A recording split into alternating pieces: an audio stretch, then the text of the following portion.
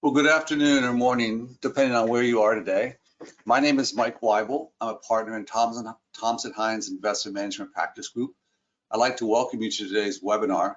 This is the second in a series of webinars hosted by Thompson Hine's ESG Collaborative. The webinars address how the increasingly important ESG elements of modern business can affect transactions, long-term strategies, business operations, and disclosures for all types of companies. Before we start today, we have a few housekeeping items. Today's program is being recorded, and we'll send you a link within 48 hours of today's presentation. If you have any questions during the webinar, feel free to use the question or chat box located in the control panel on the right side of your screen to submit any questions. We'll answer the questions as many questions as we can at the end of the webinar. We're offering CLE credit for today's webinar. Please be sure to complete the online survey confirming your attendance at today's program. You'll find a link in the agenda, which can be downloaded from the handouts tab. And we'll be sharing the link in the chat at the end of the program when we read out the CLE code.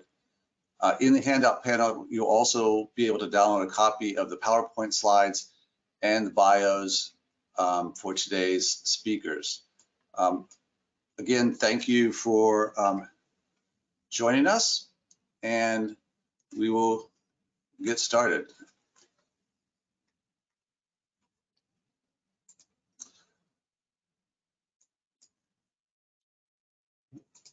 So on May 25th, the SEC proposed amendments to rules and forms under the Investment Company Act and the Investment Advisors Act to require registered investment companies, registered investment advisors, and business development companies to provide additional information regarding their ESG investment practices.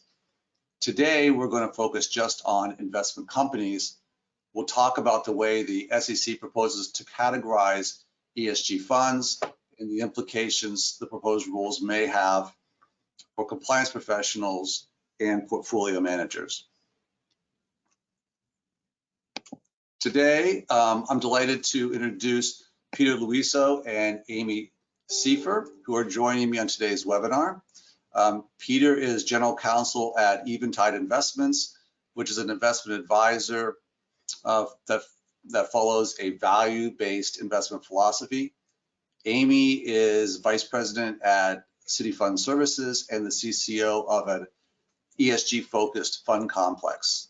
Amy and Peter, thanks for joining me today. Thanks for having me. Thanks, Mike. You're welcome.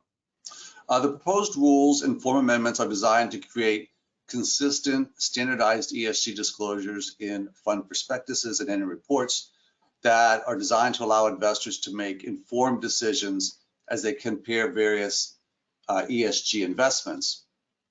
It's important to understand and to remember that the SEC is not proposing to define ESG or any similar terms. Rather, it's just proposing to require a fund to disclose to investors how it incorporates ESG factors into its investment selection process and its investment strategy. And it proposes to do this in the usual way that the SEC uses with investment companies, which is a layered disclosure approach. So there would be a concise overview of SEC factors in the fund summary and a much more detailed disclosure in the statutory section of the prospectus. So a fund under the proposed rules that considers ESG factors in its investment process would be required to self-identify as either an ESG integration fund, an ESG focused fund, or an ESG impact fund. And how a fund self-identifies is based on how significant ESG factors are to the fund strategy, and the amount of disclosure required for that fund will in turn depend on the type of fund that it is. So,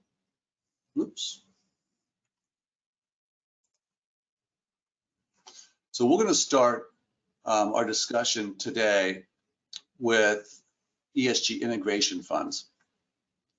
And these are funds that consider one or more ESG factors along with other non-ESG factors in its decision process. but those ESG factors are generally no more significant than any other factor in the investment process. In other words, ESG factors are not determinative in deciding to include or exclude any particular investment in the portfolio. So with an ESG integration fund, the ESG disclosure would be much more limited than with an ESG focused fund or an ESG impact fund, as we'll see later in the presentation when we talk about disclosure for those two types of funds. So this is the ESG integration fund is sort of an ESG light fund. Amy, can you talk about the proposed disclosure requirements for ESG integration funds? Sure thing. Thanks for that summary to get us started today. So if a fund is determined to be an integration fund, the prospectus will need to include a short description of how ESG factors guide the investment process. For example, if a fund includes board diversity as a governance factor when considering a certain investment option. However, if the fund considers greenhouse gas, GHG considerations, it should include a description of the methodology and data sources used to consider the GHG emissions and its holdings. As we continue our conversation today, you'll see any consideration of GHG emissions as a whole other level of complexity to disclosure requirements for any fund under the proposed rule.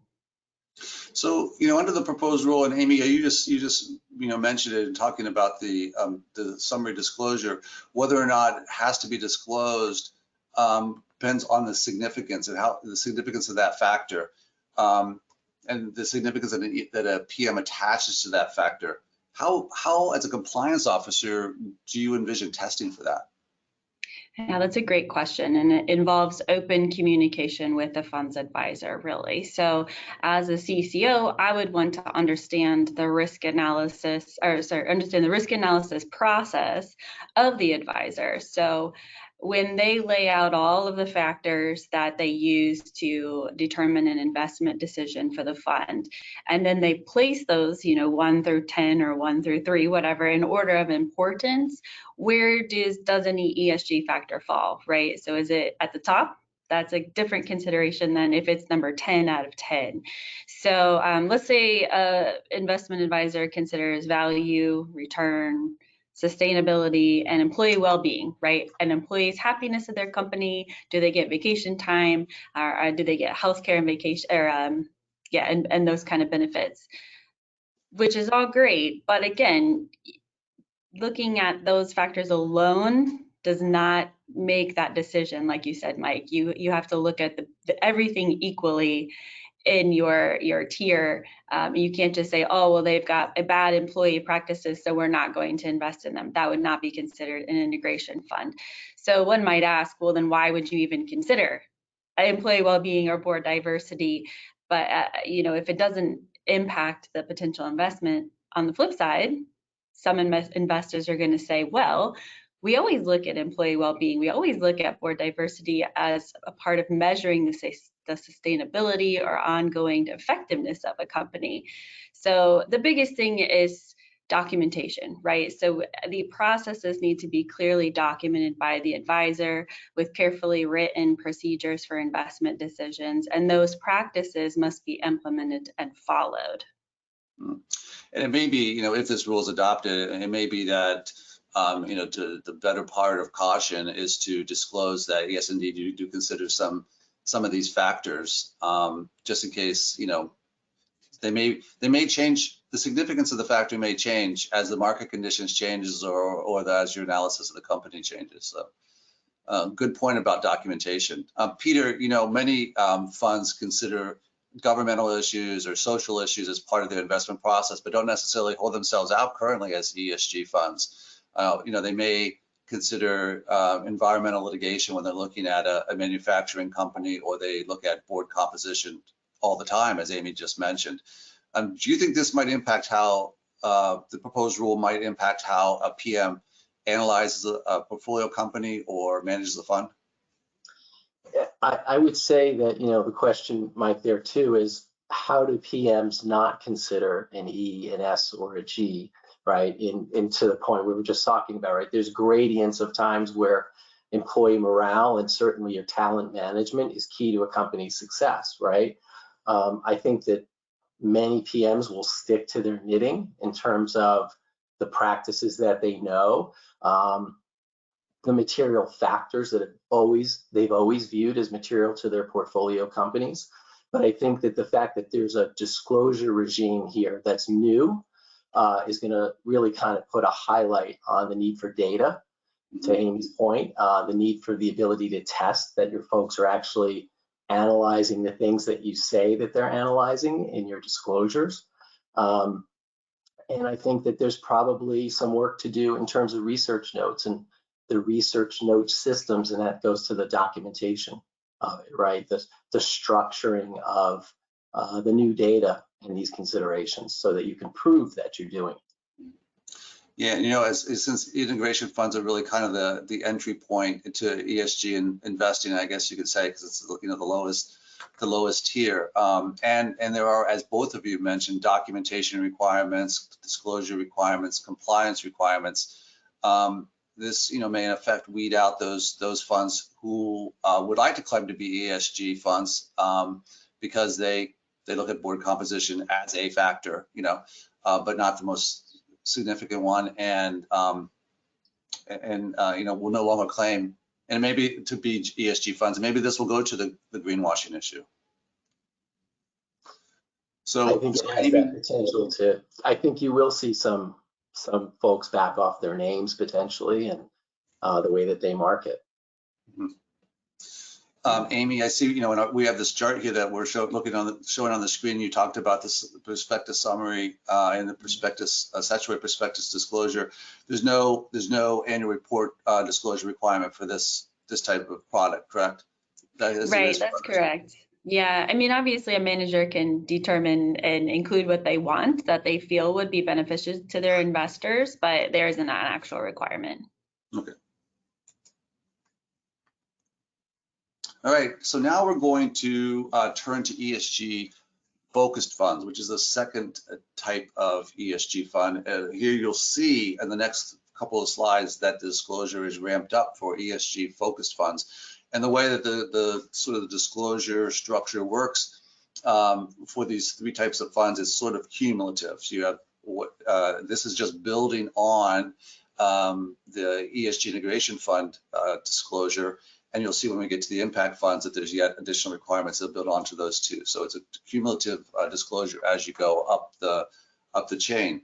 Okay, so for an ESG focused fund, this is the type of fund that focuses on one or more ESG factors that are significant or main considerations in selecting investments or in engaging with portfolio companies in which they invest. And so examples of ESG focused funds include, you know, an ESG focused index fund, or a fund that has screens that for investments that are included or not or excluded from the portfolio, or have names that indicate that the investment decisions incorporate one or more ESG factors. You know, names like ESG, green, sustainable, SRI, PRI, something like that, that would indicate that those factors are used in the fund. Or a fund whose advertisements or sales literature indicate that the investment decisions incorporate ESG factors. And finally, those funds that use proxy voting or that engage management through other avenues to encourage ESG practices or outcomes, those would be considered ESG focused funds. So as I said just a minute ago, these funds have much more extensive disclosure requirements, and Amy's going to talk about those now.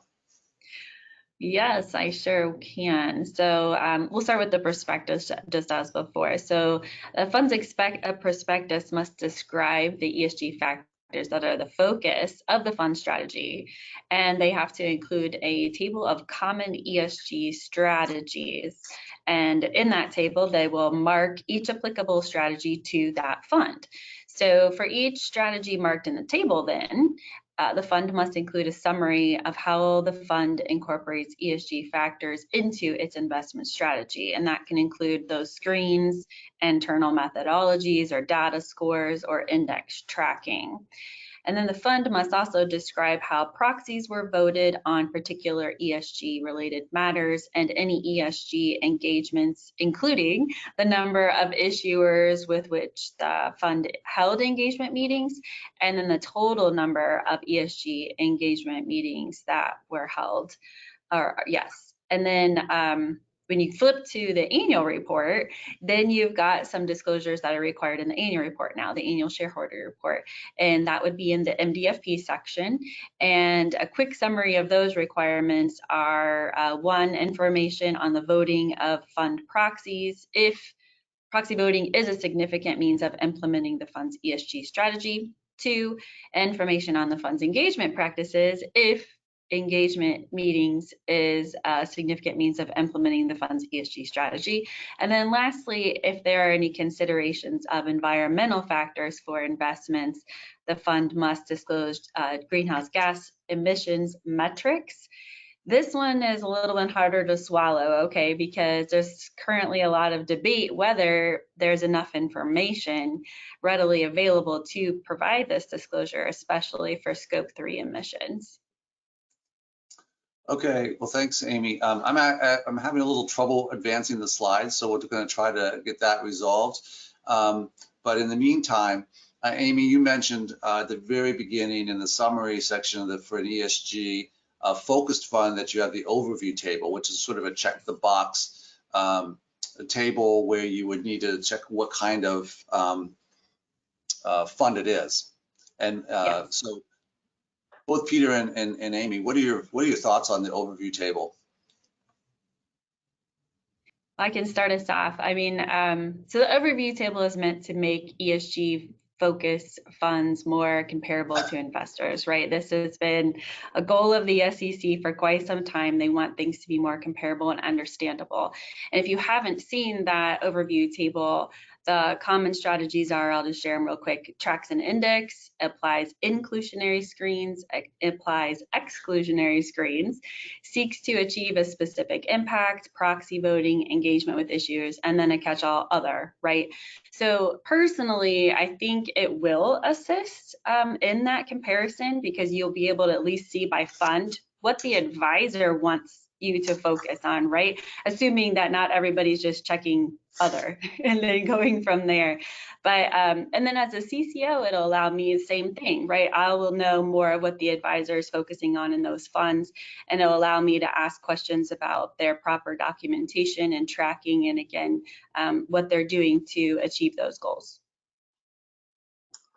I think that, you know, in that table, Amy, right, when you look at some of those categories, you ask, okay, exclusionary screens, does that mean I use them all the time, 10% of the time, sometimes when I feel like it, right? So these are, I guess, if I look at those check boxes, right, these are kind of things that I might do in my investment process, but you don't have the full disclosure at that level yet, right? The full disclosure will be elsewhere.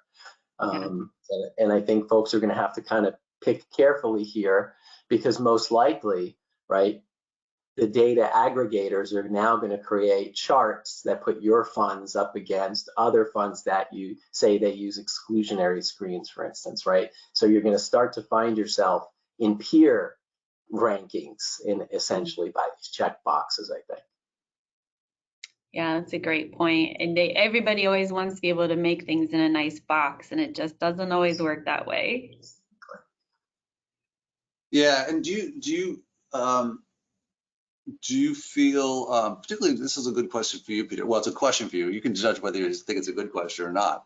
Do you feel, from a portfolio manager standpoint, does that sort of, sense box you in? I mean, are you sort of, is it like a little rigid that you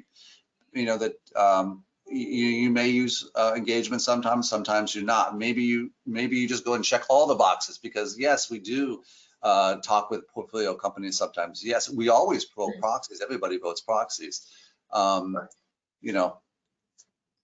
I think you have to do that very closely, and coordinate with your PMs, right? They really do have to understand, we are claiming this, we are claiming that you do this, and a reasonable investor would think that's sort of a material claim at that point, right? I mean, at the end of the day, when you boil down the reporting that's going to come out of all these check boxes, I think it's yet to be seen whether this is going to be decision useful information for investors, right? There is a lot here that investors could also be misled by, right? If these things are being used incorrectly or confused by, given the volume of disclosures that will be, in other places as well. Yeah, I mean, that's a really good point, because, we have to remember there's prospectus liability attached to any information that you put in the prospectus. And so while the commission wants to make sure that investors aren't misled into thinking a fund is an ESG fund when it's actually not, it goes the other way as well. And you really have to be careful about what you're going to say you're doing. And so that takes me to the other question that I had for you, Peter, and Amy touched on this earlier in response to the integration fund. Here the terms significant and main are the ones that indicate whether or not you're an ESG focused fund. And they're pretty subjective terms, I think. I don't think they're that objective. Can you see how different funds or different portfolio managers may come out to a different conclusion in considering the same factors? I do. I mean, I think it's pretty blurry, right? When you say to a portfolio, well, is this really a main thing that you do? They're kind of like, well, yeah, I think so, right? And I think that there's going to be some folks really having to self-select. I mean, at the end of the day, these are high-level categories, and firms are going to have to make decisions here on where they want to fall, which bucket appears, and what their process really holds true. And there's most likely going to be folks in either bucket, let's say, that slide up or down, that could, that just handle this question differently. Mm-hmm. Yeah. I think one of the dangers here is maybe over disclosure too, because it's always safer to disclose you're doing something because you might, and to give yourself the flexibility, which is what fund complexes do a lot now. Unless maybe you're you're overstating in your disclosure, right? By saying I am, I want to be in with this crowd, right? Mm-hmm. So I want to click these boxes, but then the back end of your process and your documentation really doesn't support it, right? Now you're setting yourself up. And that's a great segue for my next question, Amy, is about documentation. Documentation and record keeping in determining its significant or main. Yeah, I mean, the advisor really has to make that decision, right? As a firm and with the PMs and have an oversight over that. And that comes into, do you have the right expertise to make those decisions, and involve your legal counsel, of course, and ensuring that, again, it's always do what you're saying and say what you're doing. And again, looking at that hierarchy of what is the impact of the ESG considerations that you're using, and then just document. The SEC most likely would go to an advisor for their documentation on this. But the CCOs are going to ask too, what's your process? What's your documentation? How do you make these distinctions? And what's your record keeping? Are you keeping all that in a good place?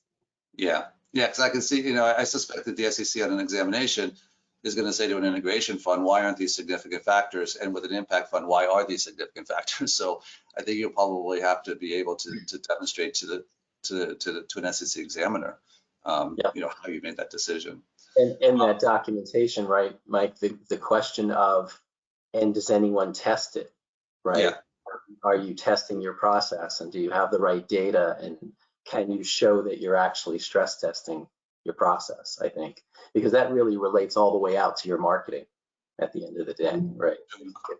If that's not there. Yeah. So this is, I think, really is in large part a compliance challenge. This rule, unlike some of the more recent rules that were more technology challenges, this is definitely, I think, a compliance challenge. if this rule is adopted as proposed. So talking about documentation, funds that claim to engage with issuers will need to amend their compliance policies and procedures to create and preserve meeting agendas, meeting notes, and other kinds of things that can memorialize the discussions they've had with managers. Amy, you're the CCO of a fund that does engage with portfolio companies. What types of procedures have you seen, or do you think you're going to need to change anything? And if not, well, and Peter, the same question to you. Do you think you're going to have to amend your policies to save more in different types of documentation? Yeah, so the advisor I work with has been voting proxies and doing issuer engagement for several decades, and they've got a robust review, tracking, and reporting structure in place. And they do a great job in reporting to the board each quarter on significant issuer engagements, what those conversations were, what the issue was they brought to hand, and then any issuers that were approved were screened in, screened out based on their discussions. And so even with an integration fund, you would say, oh, we're looking at this, that, and the other all together, and this is why the issuer was screened in or out, and that's a great thing. The funds have a proxy voting strategy, and there's procedures in place that they follow. It's not just the standard ISS recommendations, which is of course very important, and those are all documented and can be tested, of course, as you can see what they voted on. And the advisor also will say that we didn't vote for something because of this reason, and it may seem odd that we voted against it when it was for more board diversity or something like that, and they'll explain why they voted a different way than what you would think naturally that they should have voted. When I do my due diligence, we talk about the entire process, right? So we talk about the procedures relating to that review of issuers, looking at that approved issuer list and how often that is re-reviewed. It looked at again for any fund any security that no longer meets the criteria, and then of course reviewing some that were previously not approved to see if they now qualify. The advisor keeps very detailed documentation as to what they're looking at, what was the deciding factor in wanting to add it to an approved list or not. And we talk about so yes, they detail it out in the packet, and then they will take those to their investment committee, who will then make a decision. Yes, we want to add it. No, we don't want to add it. And then we talk about the pre-clearance process for investment, right? So that the funds just can't buy anything. It actually is limited to what has been put on the approved list. And that's really important for that, also that pre-clearance tracking. Mike, I think to your question too about process change, I will say probably. We'll see where the final rule comes out. We have a lot of data at Eventide. We have a lot of processes about engagement and company ratings and proprietary systems and ingestion of data. But when we think about tracking those engagements to now be set up to report out well and to be organized, most likely we'll have to rearrange things, and we'll probably find some enhancements to meet the rule disclosure requirements more easily. We have some policies in place that we can leverage already, and probably most firms do. If you have a broker voting system and those brokers are being ranked on getting you access to engage with public companies, you might already have a starting point for a system that you have engagement tracking. We have a company contact policy, right? When our investment team has contact with companies, we expect research notes, long-term engagements or engagements on issues are tracked. There's always the question of how long do you engage, right? And that's something that is to keep an eye on as well. But there's probably, and many firms probably already have systems and calendars for company meetings and broker access to companies that they can leverage. But probably some process enhancements going to come on the back of this as well. Yeah, and I think that maybe one piece that may receive more attention than it has in the past is just, how long you engage, and report, because, under an impact fund is required to disclose, its key indicators, right? Key impact indicators, and whether it's what's its time horizon for impact, for seeing results, how does it measure success? Those may or may not be things that the funds or advisors are currently doing. So that might be, like you said, Peter, that might be a process change. Yeah, and Right. I think for impact, sorry, Amy, for impact, you have to think about, why are you there? Are you there just to knock on the door of the company forever, and you're trying to move them to change their practices, let's say forced labor in the supply chain allegations or something like that? Are you going to stay in that company and deploy your capital focused on that for a very long time? Or do your shareholders expect you to sort of exit and redeploy your capital it goes back to, Amy's point of do what you say, right? Yeah, and this actually sort of focuses on the squishy area between where say an ESG focused fund that engages with the client may merge into an ESG impact fund that's actually looking to bring about some specific impact, and it's not so clear cut what you might be.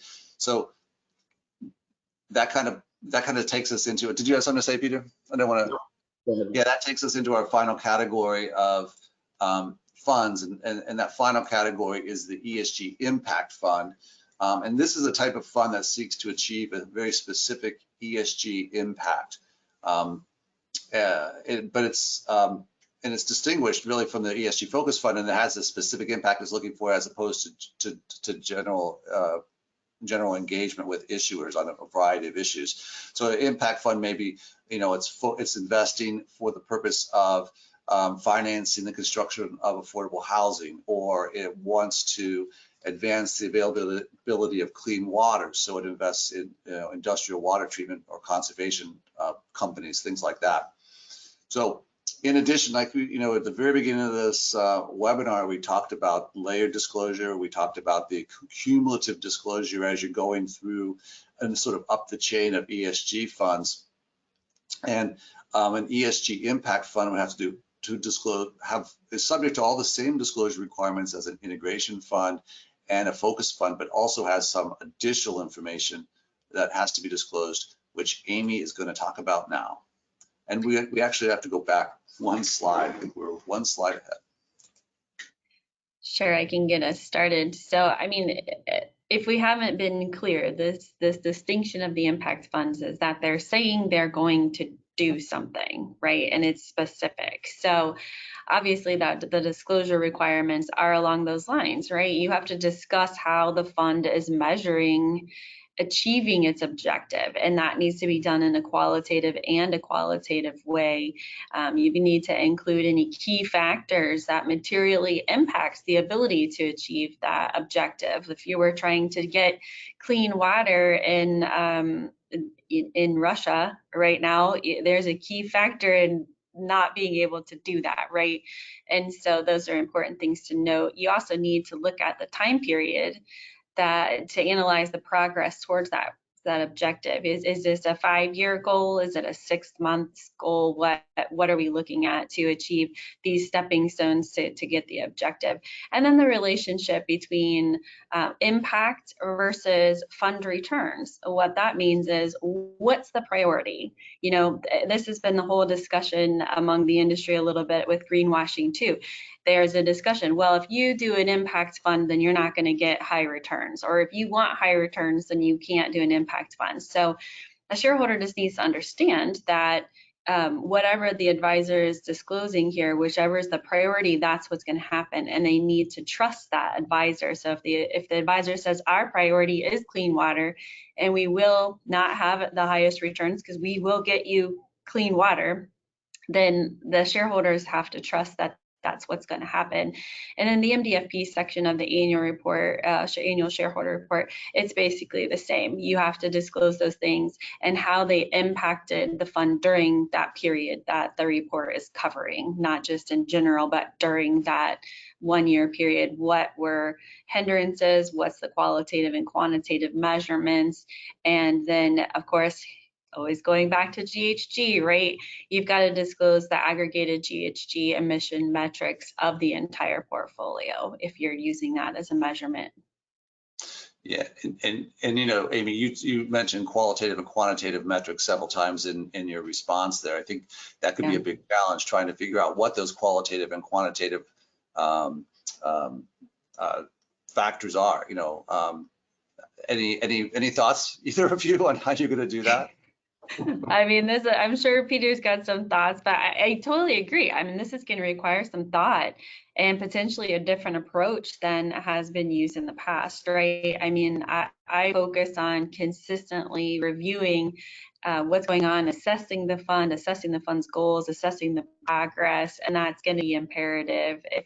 And then, of course, again, if you're looking to do the impact over fund returns, how are you measuring that that's still beneficial to that shareholder and meeting the shareholders' interests?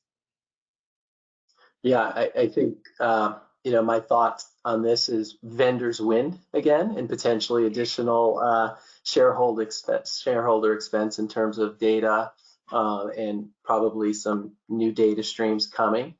You know, in terms of reporting on your impact, I think it's really interesting, right? And I think maybe at Eventide, it's a little easier because we have a single purpose, and I don't think we would say that we would give up gains necessarily to kind of make clean water come about.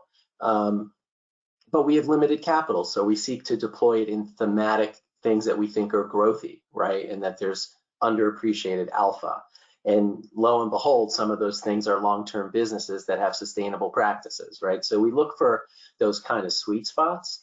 But reporting on progress, I think, is going to be really interesting, right? Because you're not going to be able to take a victory lap every year on impact, right? And so you're going to be saying things, and I think the lawyers will get involved here, right?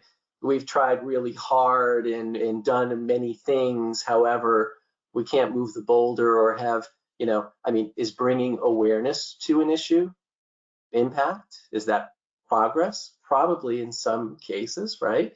So it is going to be very interesting to see these reports on, you know, the KPIs and the, you know, how folks are claiming that they, you know, solved issues. And again, it's a risk of overclaiming that you solved issues, right? Yeah, I mean, you know, I think it might be a situation where you're going to pay a lot of attention. We always should be paying attention to disclosure, but hyper attention to how you describe, particularly in an impact fund and an ESG focused fund, and what you're trying to do. So as you said, Peter, not overpromise. You know, and that may result in disclosure that's either very good or very, very bad, right? Because it could be very bland disclosure saying that we're trying our best, as you said, we're engaging, raising awareness of an issue, you know, right there. That might be the impact that you're attempting to achieve, which you could you achieved your goal like every year. So, and which makes it relatively meaningless. So back to the decision useful, right? Back to that whole point. If you sort of have, right, vanilla disclosure on this point, is that really helping invest? You know, it's going to be a lot of lawyerly language. Well, the boulder moved and we created awareness. However, there's these things. It's just going to become, right, potentially not as useful. Yeah. Well, and as that tends to happen in the mutual fund industry anyway with prospectuses, you know, as time goes on, they tend to all become very similar, and some of that very pointed disclosure gets rounded and smoothed into a, like you said, it's something that's safe. And also as a result of SEC comments, you know, you should say this, you shouldn't say that. That also shapes the type of disclosure you ultimately receive or end up with. Amy mentioned repeatedly greenhouse gas emissions. And so, as she said, a fund that considers environmental factors is required to disclose the carbon footprint of the portfolio, as well as the weighted average carbon intensity of the portfolio, including its scope 1, 2, and if available, scope 3 emissions. Now, it has to do that unless it affirmatively states that it doesn't consider greenhouse gas emissions. This is a potentially, one, very costly, and two, somewhat controversial because it's costly, and the availability of that information is somewhat limited and in debate, particularly scope 3 emissions. And it's also dependent on the sort of companion role that the SEC has been considering on operating companies' climate change disclosure. So I think that's going to be a big challenge. Peter and Amy, your thoughts on that? Do advisors and funds have this information to be able to disclose? Probably some of it, but as the release suggests, a lot of it could be difficult to get, and you could have manual ratings, and you could have estimates, and you could be getting vendors to give you estimates based on the industry average or whatever the sector or industry average is. This is a big lift. I think that there are vendors that provide some helpful data here. There's a couple that come to mind, but they don't have it all, and we've seen that in our names. And so you're going to be filling the gaps, and there's probably some new stuff to get. But Amy, I'll turn it over to you.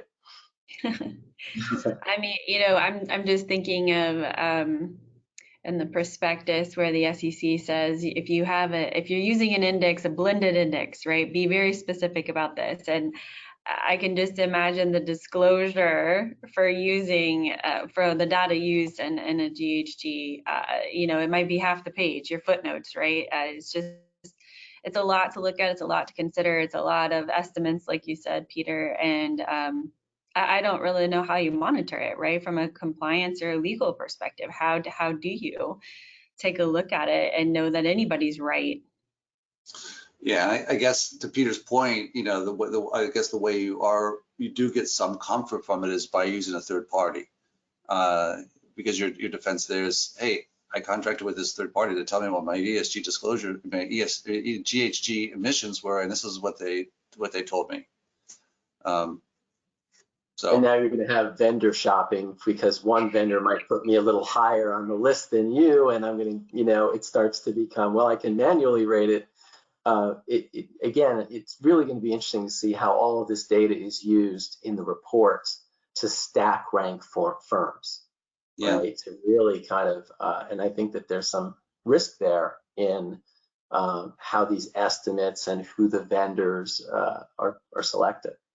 Well, and I think it goes to the, Peter, you've mentioned several times decision friendly or decision useful information.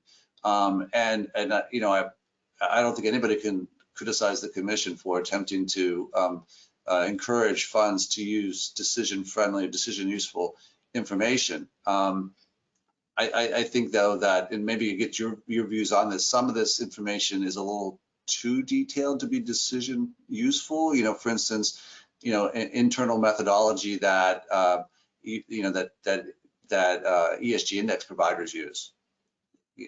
Does the investor really need to know that in order to make this decision? Right. I think it's all going to be boiled up into some form, right? There's going to be a lot of disclosure, and there's always questions about investors' time to read and understand all of those links and layered disclosures. And at the end of the day, do they rely more on sort of thumbnail rankings that all of this kind of rolls up into? Be interesting.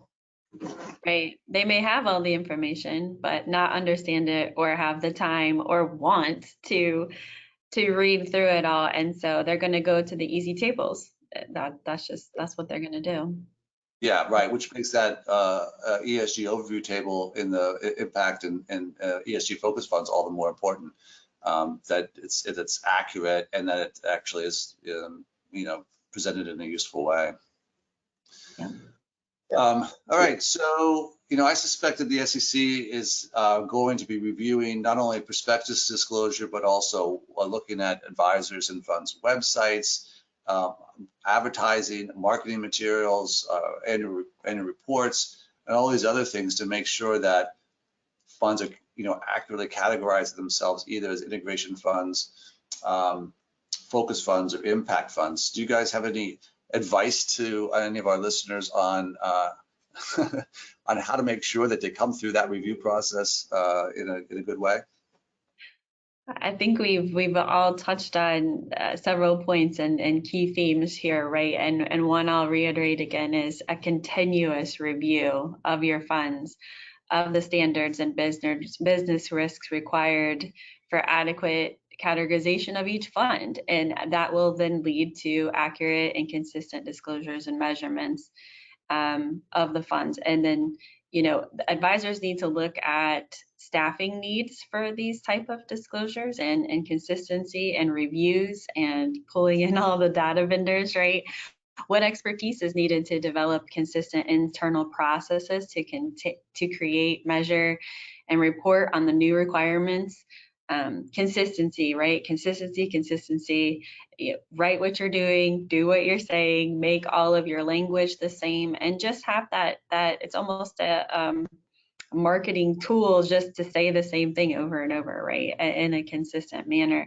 And we already talked about how when the final rule is released and probably before the compliance date, Peter said there's going to be some movement in the market where you'll see some funds change their names, and you'll see some funds that maybe said they were being more of an integration fund actually say, well, really, we just want to be an ESG focused fund, or really, we just want to be held accountable to be an integration fund. So I see a lot of things in moving parts, but really the consistency for me is what's going to be key.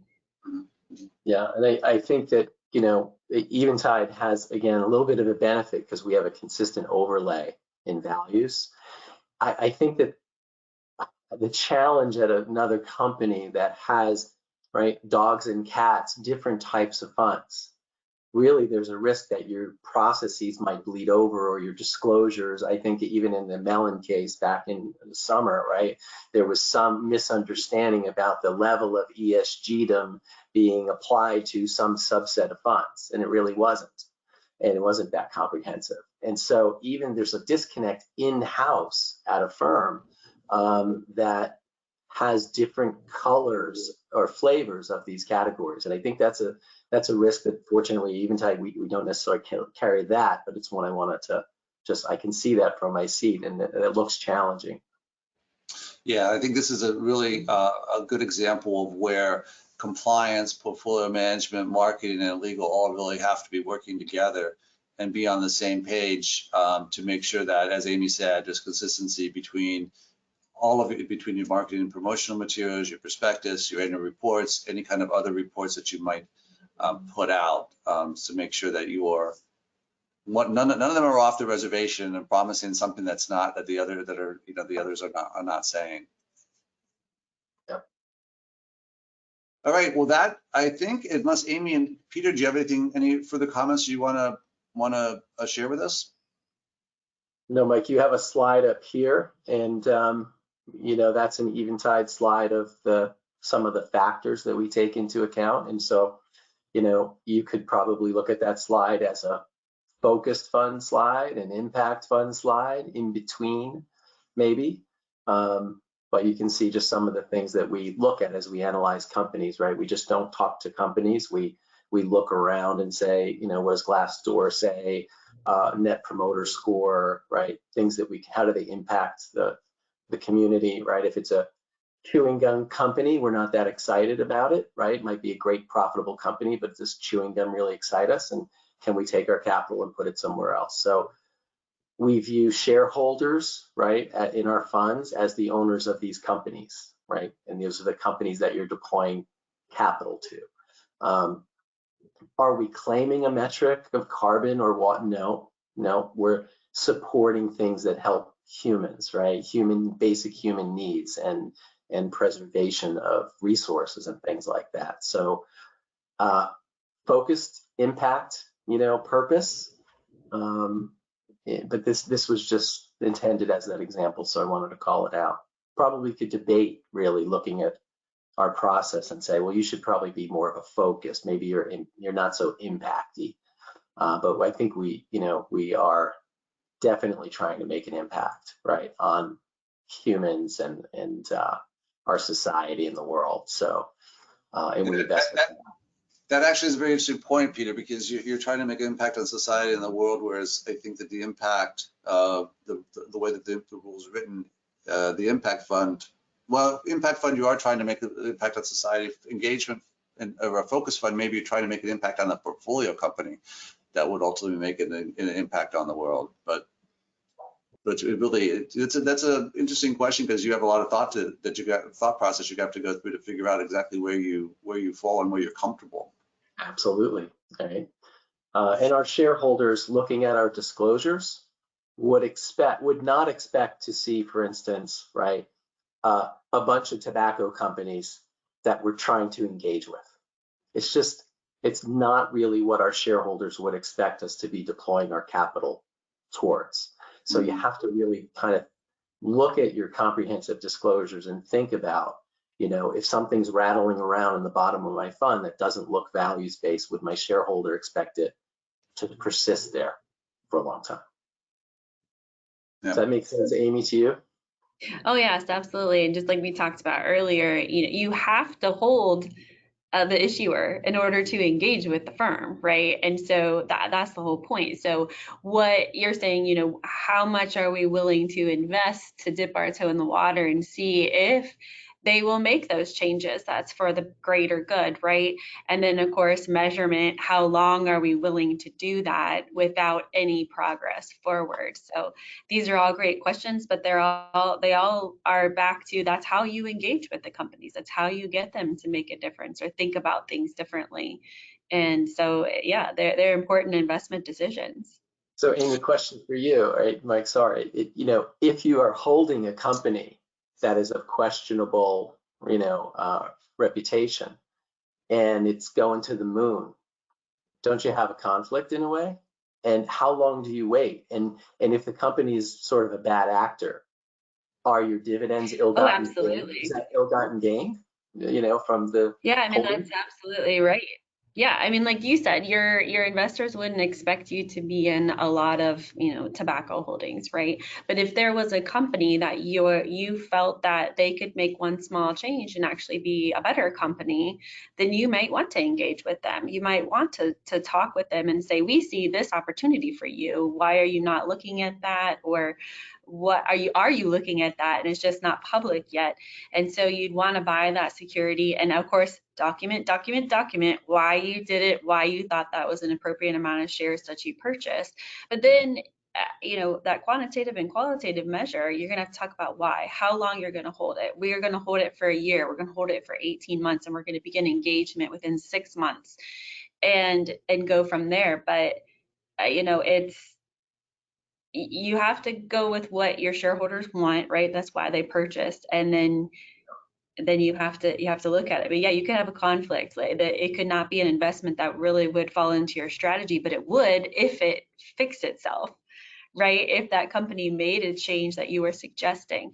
And I know for our fund family that I serve as CCO, that's exactly it. They'll report, yes, we're making progress, or no, they're refusing all meetings with us and we're now going to have to sell that security. Right, which is interesting. That could become MNPI, by the way. So if you have a large position and you're divesting, right, that actually could become a different kind of information that poses different risks. Yes, absolutely. And you're talking about how are you hitting your return? Did you create a capital gain, capital loss because you now have to sell that security, right? Just the basic fund management in that case. One of those back to disclosure point that you made earlier about the disclose whether your ESG investment strategy has an impact on financial return, whether financial returns are secondary to that. Yeah, right. Hot topic in the DOL, right? Yes. All right, I think now we're going to begin the question and answer session. I don't believe we have any questions at this point, but please send some in if you do, and we'll address them in the time that we have remaining. But before we start that, if you're seeking CLE for today's program, the tracking code is, listen carefully, TH5821. Again, the tracking code is TH5821. A link to the tenant's confirmation form that you'll need has been placed in the chat box, so go there and check that out. If you have additional questions about today's webinar, feel free to email or call anybody on this on the webinar. You can find me at thompsonhine.com. Amy, I'll send Amy any questions, and Peter any questions I might receive that are appropriate for them. If you're not a current Thompson Hine client, let me know, and we can see if we can address your needs. Again, the CLE tracking code is TH5821. It's TH5821. Thank you for attending today's webinar. Thank you, Amy and Peter, for participating. Really enjoyed having you. It was great conversation. Our next webinar in the ESG Collaborative series is entitled Inflation Reduction Act, New Incentives to Energize Sustainable Investment. It'll be held on November 17th at 2 p.m. Eastern Time. This webinar will discuss the energy and environmental provisions of the Inflation Reduction Act and will offer practical guidance and insights on using the new incentives in that act effectively, including innovative ways to structure and finance green investments and tips on selecting a development partner for solar power and energy efficiency projects. So please join us for that on November 17th. Again, thank you, Amy and Peter. I really appreciate your time. Thanks everyone for joining us. Enjoy the rest of the day and stay well. Goodbye. Thanks, guys.